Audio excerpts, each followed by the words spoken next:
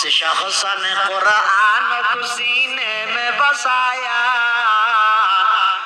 जिस शख्स ने कुरान को सीने में बसाया, फिरदौस मुअल्ला में मकान अपना बनाया।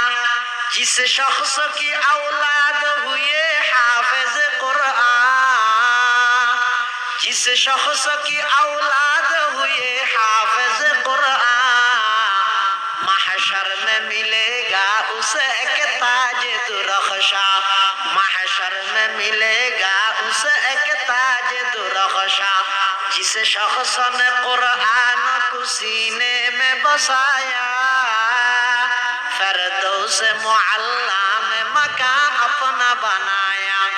10 अहले जहन्नम की सिफारिश वो करेगा, 10 अहले जहन्नम की सिफारिश वो करेगा।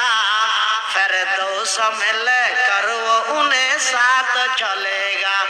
10 ने किया हर हर्फ पे पाता है मुसलमान, यो काबिल सदरिश कहे हर हामिल कुरान।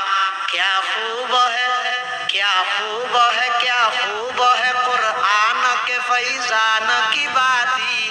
आई मोमिन करते रहो कुरान की बाती, आई मोमिन करते रहो कुरान की बाती।